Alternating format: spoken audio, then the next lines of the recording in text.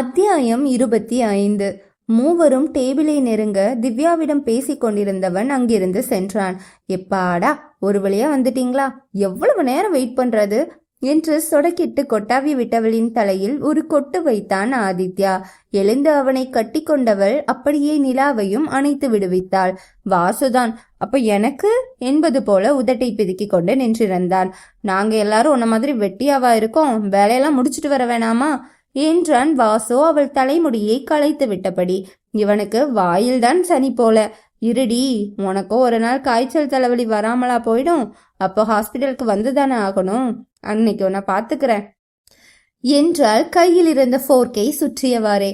எம்மா தாயே, நீ விஷ ஊசி போட்டாலும் போடுவ, உன்னை நம்ப முடியாது. சரி, அதை விடு. இவ்வளவு நேரம் அவன் கூட ஒரு கோமாளி பேசிட்டு இருந்தானே, அவன் யாரு என்றான் இழித்து கொண்டே. இப்போது அவள் கையில் இருந்த ஃபோர்க் அவன் தலையை பதம் பார்த்தது. திவ்யா, இது வீடு இல்ல, பப்ளிக் பிளேஸ். கொஞ்சம் உங்க குரங்கு சேட்டையெல்லாம் அவாய்ட் பண்ணிக்கோங்க என்றான் ஆதித்யா கண்டிப்பாக. சிறு பிள்ளைகளைப் போல சண்டை போட்டால் அவனும் என்னதான் செய்வான். ஆனால் நிலாதான் அவர்களின் சண்டையை ஏதோ படம் பார்ப்பது போல ஆவலாக பார்த்து கொண்டிருந்தாள். பின்ன என்ன மாமா, அவர் எவ்வளோ பெரிய டாக்டர், அவரை போய் கோமாளின்னு சொல்றான், நீ தாண்டா கோமாளி என்றால் அவனை உறுத்து விழித்து கொண்டே. அவன் டாக்டரோ கம்பவுண்டரோ எனக்கு எப்படிடி தெரியும்? உன் கூட சாப்பிட வந்த பாவத்துக்கு என் மண்டையை உடைச்சதுதான் மிச்சம். நீ அவனுக்காக கோபப்படுறத பார்த்தா ஏதோ சரியில்லையே என்றான் குறுகிய விழிகளோடு. அவன் காமெடியாக கேட்டாலும் உள்ளுக்குள் பதறி கொண்டிருந்தான் என்பது அவன் மட்டுமே அறிந்த உண்மை. அதெல்லாம் ஒன்றும் இல்லை, தெரிஞ்சவரு, அதான் பேசினேன். இங்க வேலை செய்யறவன் மூளையை கொஞ்சம் கம்பெனி விஷயத்துல யூஸ் பண்ணா இந்தியாவில் என்ன, இன்டர்நேஷனல் லெவலுக்கு கம்பெனியை நம்பர் 10க்கு கொண்டு போயிருக்கலாம் என்று அவன் காலை வாரினாள். அப்போ உனக்கு டாக்டர்ஸ் மேல இன்ட்ரெஸ்ட் இல்லையா என்றான் ஆர்வமாக. இல்ல, ஒரு டாக்டரை கல்யாணம் பண்ணா ஆளுக்கு ஒரு சைடு ஹாஸ்பிட்டல் வேலைன்னு ஓடணும். இதுவே வேற ஃபீல்ட்ல ஒரு பையனை பார்த்து கல்யாணம் பண்ணிக்கிட்டா, நான் பிஸியா இருந்தாலும் அவன் வீட்டு வேலையை பார்த்துப்பான், சமையல் பண்ணிப்பான். அந்த மாதிரி பையன்தான் எனக்கு கரெக்டா இருப்பான் என்றால் கனவுகள் பொங்க. அதை கேட்டு ஒருவனுக்கு மண்டையில் பல்பு எரிந்தது. நானும் கூட அந்த மாதிரி பையன்தான் திவுமா என்றான் வாசு அசடு வழிந்து கொண்டே. ஐய, நீ அதுக்கெல்லாம் சரிப்பட்டு வரமாட்ட என்றால் பார்க்கணுமே. அடிப்பாவி என்றவன் மீண்டும் அவள் தலையை களைத்துவிட அங்கு அடுத்த உலக போர் தொடங்கியது. சிறிது நேரம் சண்டை போட்டவர்கள், ஆமா இங்க 2 பேர் இருந்தாங்களே, எங்க அவங்க என்று திரும்பி பார்க்க அங்கு இருவரும் கன்னத்தில் கை வைத்து கண்களாலேயே கதை பேசிக் கொண்டிருந்தனர். திவ்யா தொண்டையை செருமியதில் இருவரும் தன்னிலை அடைந்தவர்கள் வெட்கத்தில் வெவ்வேறு புறம் பார்வையை திருப்பியிருந்தனர். ஆதித்யா தலையை அழுந்த கோதி கொண்டவன் இதழ் கடித்து வெட்கத்தில் சிரிக்க நிலா புன்னகையுடன் தலை குனிந்து கொண்டாள்.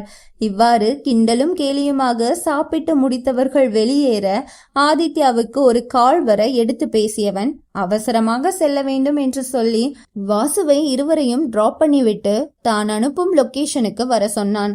அது ஊருக்கு ஒதுக்குப்புறமாக இருந்த ஒரு காஃபி ஷாப். வாசுவும் இருவரையும் ஆபீஸில் விட்டு வர அந்த முக்கியமான நபருக்காக இருவரும் காத்திருந்தனர். சிறிது நேரத்தில் அந்த நபரும் வந்துவிட இருவரும் எழுந்து அவரை கை குலுக்கி வரவேற்றனர். ஹலோ மிஸ்டர் தமன், நான் ஆதித்யா, இது என்னோட ஃப்ரெண்ட் வாசு என்று அறிமுகம் செய்ய, ஹலோ ஜென்டில்மேன், நீங்க கால் பண்ணும்போது நான் இங்கேதான் ஒரு ஒர்க் விஷயமா வந்திருந்தேன், அதான் இதையும் கையோட முடிச்சிடலாமேன்னு வந்தேன். ஓகே, என்ன விஷயமா என்ன வர சொன்னீங்க என்க அந்த பிரபல ஹேக்கரிடம் ஸ்டீஃபனை பற்றி சொல்லி முடித்தான் ஆதித்யா. இப்ப எங்களுக்கு அந்த வீடியோவை டிலீட் பண்ணணும், அதுக்காக தான் உங்க ஹெல்ப் கேட்குறோம் என்று அனைத்தையும் விளக்கினான். எல்லாம் ஓகே தான், பட் சாஃப்ட் காப்பியை ஹேக் பண்ணி டிலீட் பண்ணிடலாம். ஆனா அவன் எத்தனை காப்பி வச்சிருக்கான்னு தெரியல. சோ முதல்ல அதை கண்டுபிடிச்சாதான் நம்ம ஃபர்தரா ப்ரொசீட் பண்ண முடியும் என்றான் தமன். அதை எப்படி நம்மளால கண்டுபிடிக்க முடியும் என்று கேட்டான் வாசு. அவனே தான் அதை நம்ம கிட்ட சொல்லணும். அவன் எப்படி தமன் நம்ம கிட்ட இதை பத்தி சொல்லுவான் என்றான் ஆதித்யா. சொல்ல வைக்கணும் ஆதித்யா, நமக்கு வேற வழி இல்ல. இப்ப அவன் போன்ல இருக்கிற வீடியோவை மட்டும் டெலீட் பண்றதுனால இந்த ப்ராப்ளம் முடியாது. ஆனா அவன்கிட்ட இருந்து எப்படி இந்த விஷயத்த கறக்கிறது தமன்? டெக்னாலஜி யூஸ் பண்ணலாம். லைக் அவனுக்கே தெரியாம கேமரா அண்ட் மைக் செட் பண்ணி அவன் யார்கிட்ட பேசுறான் என்ன பேசுறான்னு கேட்கலாம். இல்ல இன்னொரு வழி இருக்கு, ஆனா அதுக்கு நீங்க ஒத்துக்கிறது கஷ்டம்தான் என்றான் தமன் தன் தாடையை வருடியவாறு. என்ன ஐடியா என்றான் ஆதித்யா. நிலா மூலமா அவன்கிட்ட இருந்து உண்மையை வர வைக்கலாம். நான் என்ன சொல்ல வரேன்னு உங்களுக்கு புரியும்னு நினைக்கிறேன். அவனை பிடிச்சிருக்கிற மாதிரி நடிச்சு அவன்கிட்ட இருந்து உண்மையை வாங்க பார்க்கலாம் என்று சொல்ல ஆதித்யா முகம் இறுகியது. No no, I can't accept that. ஏற்கனவே அவன் ஒரு பொண்ணை தப்பா வீடியோ எடுத்து வச்சு மிரட்டுறான். ஒரு சின்ன பொண்ணை ரேப் பண்ணி கொண்டிருக்கான். அவனை நம்பி நான் எப்படி நிலாவை அனுப்பி வைக்க முடியும் என்றான் கோபமாக. உங்க நிலைமை எனக்கு புரியுது, ஆனா இப்படியே ஒரு ஆப்ஷன் இருக்குன்னு சொன்னேன், அவ்வளோதான். நம்ம முதல் ஐடியாவே ப்ரொசீட் பண்ணலாம். செக்யூரிட்டி கேமராவை ஹேக் பண்றத நான் பார்த்துப்பேன். அவன் டெய்லி ரெகுலரா எங்க வரான் எங்க போறான்னு தெரிஞ்சா மைக் செட் பண்ணிடலாம் என்று மற்ற சில விஷயங்களையும் பேசிவிட்டு கை குலுக்கி பிரிந்தனர். ஆதித்யா அப்போதே தன் நம்பிக்கையான ஒரு செக்யூரிட்டி டீமிடம் ஸ்டீஃபனை கண்காணிக்கும் பொறுப்பை கொடுத்துவிட்டு இருவரும் ஆபீஸுக்கு சென்றனர். வேலையை முடித்துவிட்டு மாலை வீட்டிற்கு செல்ல நிலாவுக்காக ஒரு பரிசு காத்திருந்தது அவளது வீட்டில். என்னதான் இரவில் ஆதித்யாவுடன் தங்கியிருந்தாலும் மற்ற வேலைகளை எல்லாம் அவள் வீட்டில்தான் செய்வாள். குளித்துவிட்டு வெளியே வந்தவள் அப்போதுதான் டீப்பாயில் இருந்த அந்த சிவப்பு நிற கிஃப்ட் பேக் செய்யப்பட்ட பெட்டியை பார்த்தாள். தயங்கிக் கொண்டே கையில் எடுத்து பிரித்து பார்த்தாள். உள்ளே ஒரு கவர் இருந்தது. அதற்கு கீழ் ஒரு பொம்மை இருந்தது. மிடறு விழுங்கியவள் கவரை திறந்து பார்க்க பதறி கவரை கீழே போட்டுவிட்டாள். கண்களில் கண்ணீர் பெருக்கெடுத்திருக்க அடுத்ததாக அந்த பொம்மையை கையில் எடுத்தவள் மறுநொடியே அம்மா என்று கத்தியிருந்தாள். பொம்மை முழுவதும் குட்டி குட்டியாக ஊசி இருக்க நிலா பயத்தில் அதை அழுத்தமாக பிடித்ததில் அவள் கைகள் கீறி ரத்தம் வழிந்தது. அவள் சத்தம் கேட்டு வாசுவும் ஆதித்யாவும் அங்கு ஓடி வந்தவர்கள் அவள் கண்களில் வழியும் கண்ணீரையும் கைகளில் வழியும் ரத்தத்தையும் பார்த்து பதறிதான் போனார்கள்.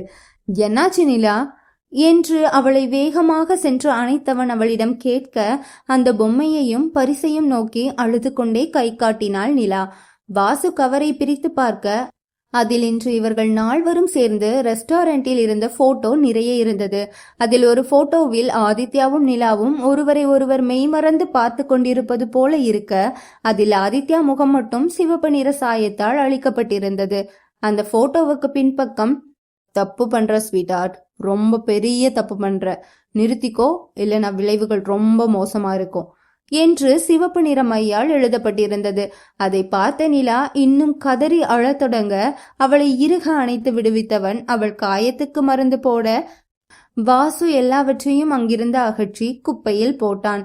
அழாதடி, அவனுக்கு நீ இப்படி அழறத பார்க்கணும், அதனாலதான் இப்படியெல்லாம் பண்றான். நீ அழுது அவனுக்கு நிம்மதியை கொடுக்காத என்றவன் அவள் தலையை வருட, உங்களுக்கெல்லாம் ஏதாவது ஆகிடுமோன்னு எனக்கு பயமா இருக்கா ஆதி என்றவள் கஷ்டப்பட்டு மூச்சு விடுவதை பார்த்தவன் அவளை அங்கிருந்து அழைத்து கொண்டு தன் அறைக்கு சென்றான்.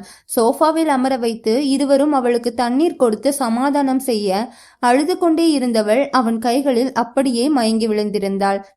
வாசு, சீக்கிரம் போய் கார் எடு என்று அவன் கத்த வாசு வேகமாக அங்கிருந்து ஓடினான். அவளை கைகளில் ஏந்தி கொண்டவன் நேரம் தாமதிக்காமல் அவளை மருத்துவமனைக்கு அழைத்து சென்றான்.